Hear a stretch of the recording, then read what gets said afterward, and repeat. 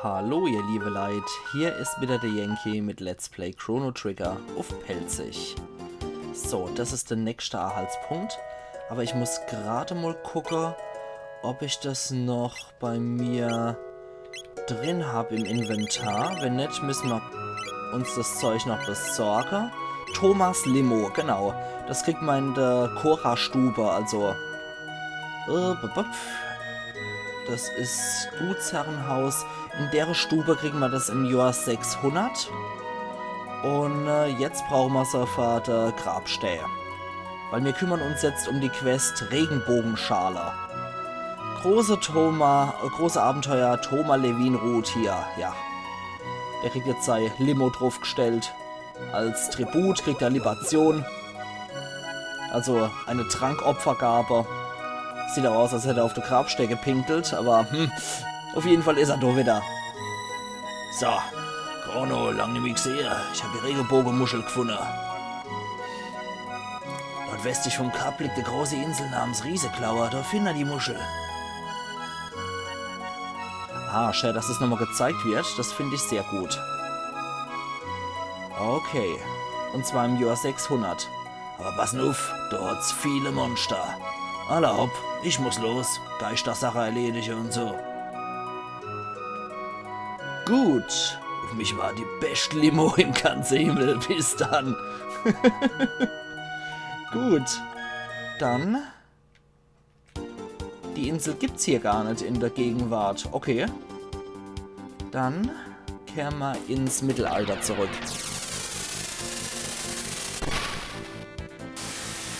Und da existiert das Stück Land noch.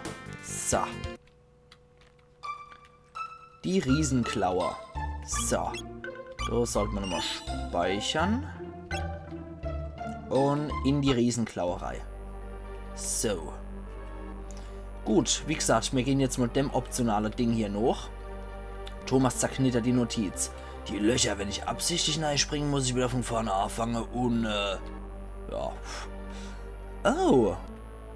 Oh. Das sieht doch leer. Das kennen wir doch irgendwoher, ne? Das kennen wir doch aus der Prähistorie. War das nicht Azalas Palast? Taugt er sich auf den Thron und lacht blöd. Die Tyrannohöhle? Tja, der verurteilte Untergang in die Burg. Ja, tatsächlich, die Tyrannohöhle ist wieder zurück. Ja, geil. Mit neue Sache, mit alte, fiese Monster. Gigasaurus und Springer. Da kenne ich aber gut die Technik gegen die Viecher. Und zwar nennen die sich Gewitter. Boah, scheiße, die machen aber ordentlich Schade hier, die Biester. Mach doch mal eine dunkle Bombe. Falls die Hansel nicht kaputt gehen. Erstmal hier ordentlich was drauf zwiebeln. Oh ja. Sehr schön. Ultraelektrische Ladung. Ups, ja, das ist nicht so unterschätze hier. Und jetzt auch nochmal auf Dez drauf. Und als wieder drauf in der hohle Kopfnei. Sehr schön. Gut, gut, gut, gut. Schild und Barriere haben wir auch noch als Gegenstände gekriegt. Nicht verkehrt. Einmal Sichtkappe. Gut, Froggy, du darfst nochmal an jeden so Heilung ausdehlen. Für dich selber auch nochmal.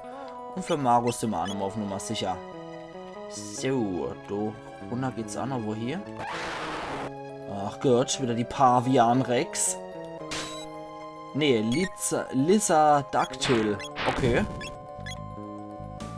So, ihr kriegt jetzt erstmal alle nach dem Konter mal einer drauf gezwiebelt und dann gibt es eine dunkle Bombe noch für alle. Ups, das war nicht so gut. Flügelstoß, Chaos. Ja, das ist mir mittlerweile egal. Weil wir hängen jetzt alle die schöne Kappe auf dem Kopf und dann macht uns das alle nichts mehr aus. So, der Mega-Mutant, der wird sich auch noch wundern. Der Mistkerl. Mir ist das ja leid, wie oft habt ihr hier noch Angriffe? Glenn, hau noch was übrig ist. Jo. Sehr schön. Ja, das ist schon ein ziemlich starkes Team hier, was ich habe. Die gefallen mir hier, die Buwer. Du scheinst aber wo weiter zu gehen, wo ich noch nicht lang will. Oh nee, wieder die Pavianer. Okay. Magus. Dunkle Bombe auf aller. Wir regeln den Scheiß schon gleich von Anfang an, würde ich sagen. Und wenn die dunkle Bombe so gut reinfetzt, dann machen wir die gleich am Anfang. Und die sind auch immer so schön dicht beieinander, die Viecher. Das sollte ein Thema sein, ja. Super Sache. Gut, gut. Chrono hat außerdem noch ein Level gekriegt. Ja, also die optionale Sache eignet sich auch super zum Off-Leveln, merke ich. Okay, wo landet man dann hier? Hier landet man wo man noch nicht Land gewinnen können. Na gut. Schade. Okay, das ist erstmal tabu hier, die Gegend. Kommen wir nicht lang. Aber lieber sich angucken und einmal abstinken und einmal die Erkenntnis gewinnen, als... Ja, kommen sie wieder. Als dass wieder irgendein Quatsch passiert, was ich verpasse. So, Magiboy. Ja, Chrono haut immer wieder zurück. Das finde ich super praktisch. So, da. Ja, jetzt macht alle nochmal euer Ringelpiez mit Abwasser. Dort vergibt es immer wieder auf der Washing drauf. Und du darfst dann nochmal dunkle Bombe auf die hauen und du, oder ihr beide verprügelt noch den anderen Lizardactyl. So. Plätsch. Plätsch. Ey. Ja, glücklicherweise ziehen die nicht viel ab, die Viecher. Gut, das war's dann auch mit euch. Ausgezeichnet. Und... Okay. Ah, praktisch. Können wir nämlich gleich mal eine Unterkunft nehmen. Und dann können wir uns hier nochmal einen Speicherpunkt gönnen. Dann schauen wir mal, was die anderen Dinger bewirken. Ups. No, das Ketzel. Oh. Huch. Und die Viecher noch, ja. Offensichtlich war das wieder das Ketzel. Huch. Das Ketzel, was auch Ozzy zu Fall gebracht und getötet hat. Fossilaffe. Alter. Ah, na. Was machen wir dann da mit euch? Dunkler Nebel. Zu weit für Gegenangriff. Ey. Glenn hier einfach auf Markus werfen. Geht's noch? So. Also diese Shutter-Element-Angriffe sind eigentlich auch schon ziemlich gut, aber bei denen ziehen sie nicht so viel ab wie bei den anderen Mittelalter-Kasper Slash und Flea. Ja, uff. Autsch, voll gegen den Tyrannoschädel geschmissen. Autsch. Und dafür gibt es aber jetzt mal einen Gegenangriff, der es in sich hat. Markus zerreißen. Ah, zu weit für Gegenangriff ist für den Fossilaffe. Okay. Gut. Gut, gut, gut. Markus kriegt auch noch ein Level. Huch. Das sind wieder welche von Denner. Ja, da warten wir wieder auf Markus und seine dunkle Bombe. Oh, eine dunkle Nebel, dunkle Bombe auf alle hier. Ich denke, das wird mal wieder ausreichen. Ja, das ist unglaublich praktischer, nützlicher, supergeiler Zauber. So, perfekt. Gut, dass er das damals nicht gegen uns eingesetzt hat. So, und hier? Ah, dann macht er die Gosch auf. Und da ist auch noch so ein Dollarschalter, aber vorher sammeln wir nochmal die Kraftpille auf. Das kriegt natürlich unseren Atomkraftprotz.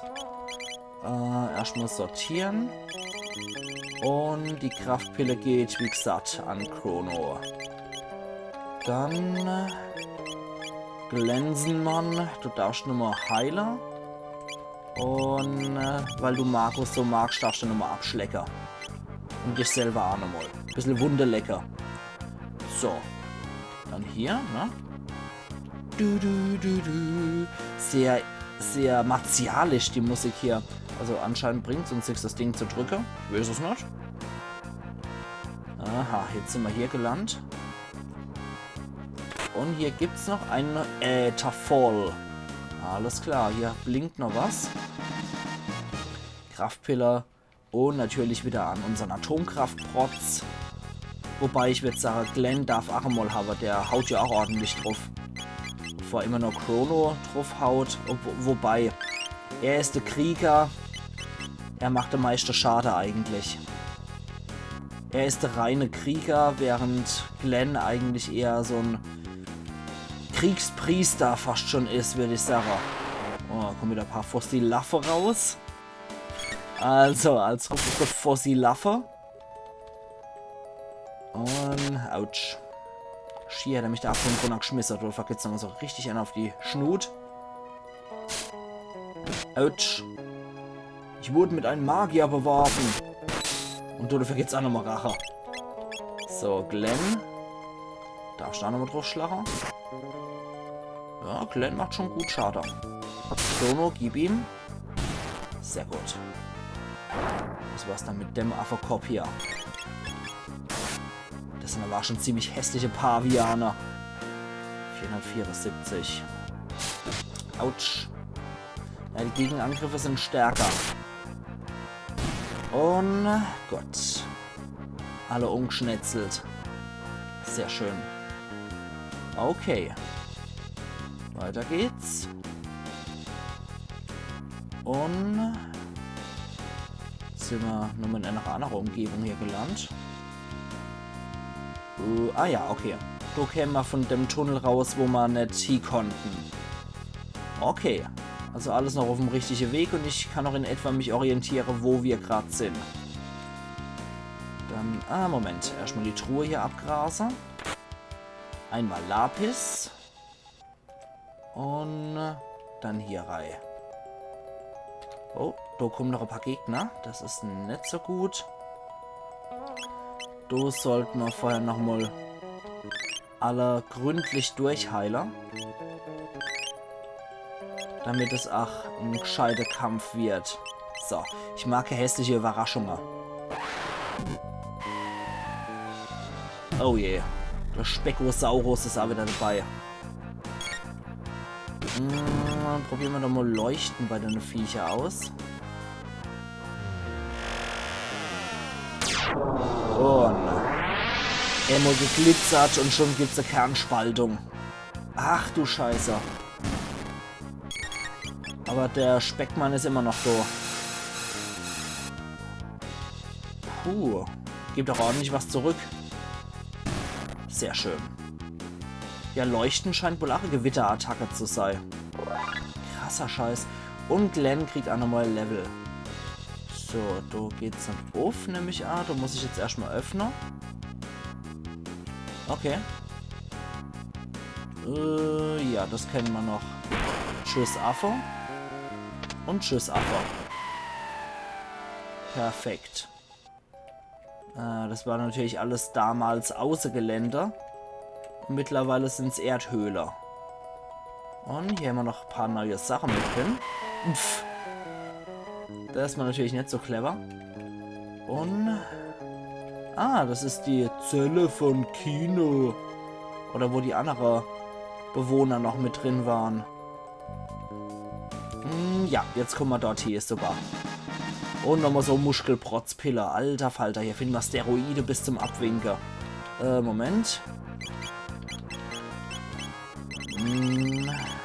Kraftpiller. Wir haben es derzeit so im Überfluss, da darf Glenn Achmul haben. So. Gut. Das war ja ordentlich. Und dann hier weiter. So, dann haben wir hier noch was. Nochmal, weil es so schön war. Wir können ja ein bisschen damit prassen. Noch eine Unterkunft, weil es so schön war. Damit auch die MP wieder voll sind. Und nochmal ein Speicherpunkt. Und hier ist nichts drin, aber hier ist ein Loch ist im Eimer Karl Otto, aber da komme ich nicht durch. Sehr skurril. Na gut. Aber schon cool, wie das aussieht hier. Moment, komme ich jetzt dort durch? Ja, tatsächlich. Aller Hopf, dann sind wir wieder dort und dort. Und, ey, scheiße. Das ist dumm gelaufen gerade. Markus macht doch mal eine dunkle Bombe auf die Freaks. Und wir kümmern uns um die Fossilaffe. Ich weiß, ich betone sowas ganz gerne mal zwischendurch hässlich. Da kommt er schon arg gegammelt. Autsch. Also Chrono muss einen ganz schönen Dickschädel haben, wenn der so viel Schaden macht. Glenn. Ja, jetzt wird Markus als Projektil missbraucht. Und der scheint wohl ein Leichtgewicht zu sein. Der macht nicht so viel Schaden. So, das war's jetzt aber mit dir, du Knetkopf. Sehr schön. Und ich glaube, ich bin zuerst Rechtsganger. Ja, genau. Ah, ja. Zornband 2 erhalten. Ah. Zornband haben wir ja schon hier. Zornband 2. 80% Chance auf Gegenangriff. Und das normale Zornband. Zornband. 50% Chance. Ja, perfekt. Nehme ich 50-50. Jetzt ist es eigentlich ziemlich sicher, dass er zurückschlägt. Ach, Mann. Blöde Viecher hier. Okay, du gehst wieder auf den drauf. Okay, dann mache ich doch jetzt auch keine Magie mehr, wenn er schon so ordentlich einer drauf gewäsche hat.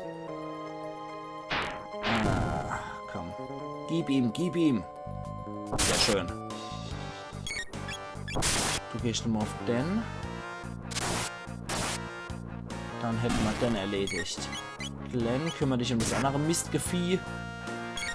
Und Chrono machen platt. Ja, die ziehen nur nicht so viel ab, die Viecher. Problematischer sind eher die Fossilaffer. Mit ihrer hässlichen Gegenangriffe. Autsch. Oh, das hat schade gemacht. Und der ist schon so weit weg für ihn. Und das müssten jetzt genau der Rechtgeber haben. Perfekt. So. Dann. Adios, amigos. Und hier könnte man noch weitergehen. Da haben wir zuerst das linke aufgemacht. Moment mal. Erstmal wird wieder oh, scheiße, das war immer Verschwendung. Aber es kostet nur 2 MP, glücklicherweise. Gut. Okay, das rechte macht genauso viel Mist. Dann sind wir hier wieder in Kinos Zelle. Und, ja, da war nur das.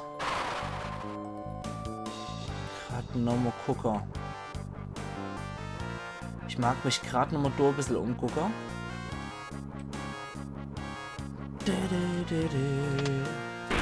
Und hier? Nee, immer noch nicht. Ah, doch. Hier kommen wir doch tatsächlich durch. Oh. Das klingt nicht so gut. Ich glaube, wir sollten hier wirklich nochmal speichern mit einer Unterkunft. Vorher die MP ein bisschen auffrischer. Und ja, wenn so Schreie kommen, bin ich schon immer etwas verstört. Ich weiß ja nicht, was da für Gegner kommen. Ich lese ja immer nur die Beschreibung durch. Und wenn ich sehe, es geht in einen Dungeon, lese ich es zum Beispiel schon gar nicht mehr. Weil den möchte ich dann nochmal für mich selber erforschen. Oh. Oh nein, noch so ein Tyranno. Ach du Scheiße. Lässt du mich durch, Tyranno, oder? Ich weiß, du kannst ganz schön schreien, aber, ich glaube, der lässt uns nicht einfach so durch, ja? Okay. Ja, ich weiß, du kannst ganz toll brüllen, du Rost, Tyranno. Okay. Jetzt geht's aber richtig auf der Washing. So. Sehr gut. Markus, machen wir eine Magiewand auf uns alle so abwechselnd. Und Glenn, hau einfach mal drauf. Chrono weiter hier verwirren.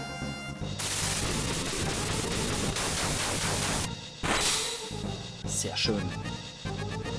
Du wieder Magiewand. Das mal auf Chrono. Glenny Boy. Drauf. Einmal verwirren. Ah, es gibt sogar noch mal einen zusätzlichen Schlag. Sehr schön. Und Chrono nochmal richtig ordentlich auf die Schnut. Perfekt. Markus, die letzte Magiewand geht auf dich. Verwirren. Erstmal lässt er sich ja wenigstens richtig gut angreife hier, der Tyranno. Und nicht einfach mal nur 12 Schaden oder was gemacht. So, noch einmal.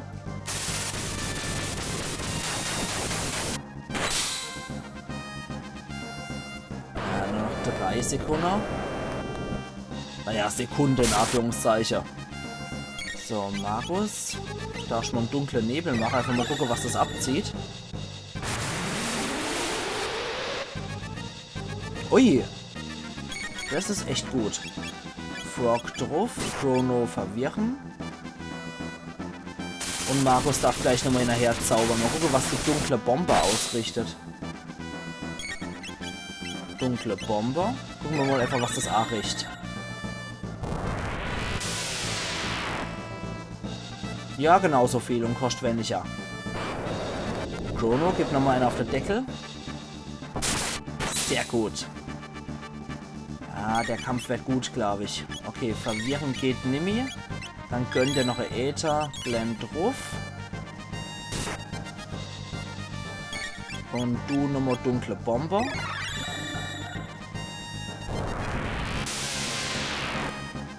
Im Endeffekt wäre es geschickter gewesen, der Glenn das Äther benutzen zu lassen, damit Chrono nochmal draufhauen kann. Ja, wir haben ja noch ein bisschen Zeit, bis so sein ultimativer Angriff kommt.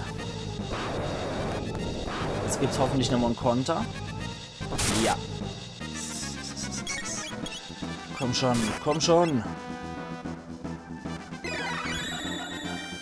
Noch einmal verwirren und dann lassen bitte tot sein. Lassen bitte tot sei jetzt. Weil ich hach hier drauf wie ein Bekloppter. Markus, die dunkle Bombe. Chrono nochmal verwirren. Glenn haut drauf.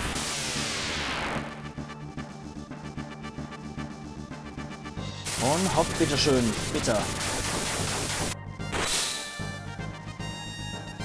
Ah, Mann, der lebt ja als noch. Okay, jetzt gilt's. Ich glaube nur noch Markus hat sei Magieverteidigung. Okay, Chrono heilt's eh. Na, das war ja echt läppisch. Er hält einfach nur unglaublich viel aus hier. Aber der Angriff generell war ziemlich läppisch. Deshalb noch locker nochmal ein zweites Mal aus. Kann er sich auch nochmal gleich heilen hier, der Buh. Und Markus hatte noch seine Verteidigungswand gehabt. Das war's. Sehr schön. 40 Tech-Punkte gibt's auch noch. 2000 Gold. Level für Chrono und Markus. Optimal. Optimal. Krisch alone weg ist er. Und dann finden wir hier noch den Weg zu der Regenbogenmuschel. Gucken mal, die Regenbogenmuschel.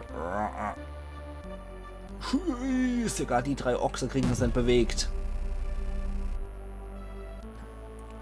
Und wer trägt sie mal ewig ins Schloss? Ja, das ist hier die Preisfrucht. Und wir können jetzt auch nicht mehr machen.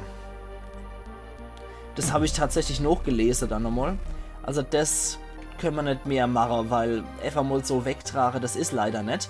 Deswegen würde ich mal sagen, ich mache hier meinen Cut und wir sehen uns morgen wieder zu Let's Play Chrono Trigger auf Pelzig, wo wir uns um die zweite Teil von der Regenbogenmuschel kümmern werden. Also machen's gut und bis morgen dann. Ayan Yankee.